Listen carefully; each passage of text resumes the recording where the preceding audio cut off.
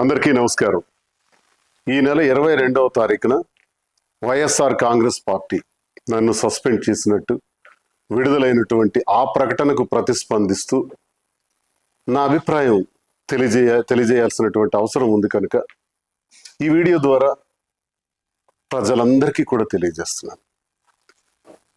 YSR Congress party గురించి మాట్లాడే ముందుగా జగన్మోహన్ రెడ్డి గారు నాకు ఈ స్థాయిని, ఈ గౌరవాన్ని, ఈ హోదాను ఇచ్చినటువంటి జగన్మోహన్ రెడ్డి గారికి నా ధన్యవాదాలు నేను తెలియజేస్తున్నాను.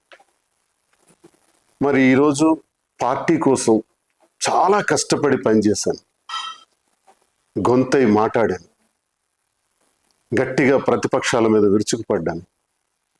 ఎంతో కష్టపడి పనిచేసినటువంటి నాకు అకారణంగా వ్యక్తిగత కారణాలు అన్నటువంటి కారణంతో నాకు సస్పెండ్ చేశారని తెలిసింది. అయితే ఇందుకు నేను పార్టీ నాకు అందించినటువంటి సహకారం, రాజశేఖర్ రెడ్డి గారితో అడుగులు వేసిన నేను, జగన్మోహన్ రెడ్డి గారితో నడుస్తున్న నేను, నా హృదయంలో జగన్మోహన్ రెడ్డి గారు ఇప్పుడు కూడా చిరస్మరణీయం. అయితే ఈ రాజకీయ క్రీడలో నేను బలయ్యానేమో అని నాకు అనిపిస్తుంది. అయితే నేటికి 25 సంవత్సరాలుగా ప్రజా జీవితంలో ఉన్నటువంటి నేను, ప్రజాసేవనే పరమావధిగా భావించిన నేను ఎప్పుడూ పార్టీకి ద్రోహం చేయలేదు, అవినీతి చేయలేదు, లంచాలు తీసుకోలేదు, అధికార దుర్వినియోగం చేయలేదు, భూ కబ్జాలు చేయలేదు. పార్టీ కోసం మాత్రమే అహర్నిశలు పనిచేశాను. ఈ జరిగినటువంటి పరిణామాన్ని నేను స్వీకరిస్తూ, సస్పెన్షన్ అంటే తాత్కాలిక విరామము. ఓకే, తాత్కాలిక విరామాన్ని ప్రకటించినప్పుడు నాకు ఒకటి గుర్తొస్తుంది. గురజాడ అప్పారావు గారు మాట చెప్పారు, విజయం కోసం విసుగుని వీడి విరామ మెరుగక పని చేయండోయ్.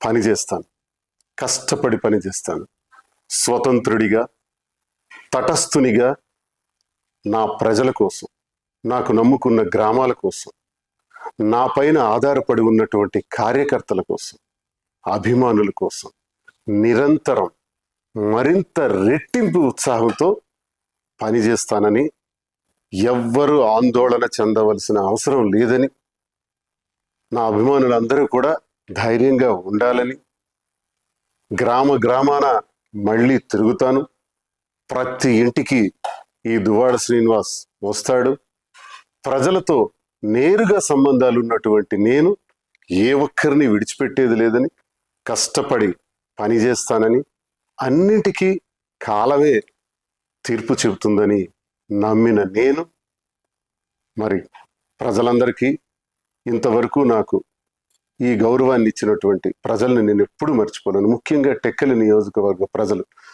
వారి పాదాలకు నా సాష్టాంగ ప్రణామాలు చేస్తూ, నా ఊపిరి ఉన్నంత వరకు మీ సేవలో నిమగ్నమై ఉంటానని, నా అవసరం ఎక్కడ ఉంటే అక్కడ నేను ప్రత్యక్షంగా ప్రతి ఒక్కరికి ఉపయోగపడేందుకు కృషి చేస్తానని తెలియజేస్తూ, మరి ఇంతవరకు అవకాశాన్ని ఇచ్చినటువంటి వైఎస్ఆర్ కాంగ్రెస్ పార్టీ అధినేత జగన్మోహన్ రెడ్డి గారికి నా హృదయపూర్వక నమస్కారాలు.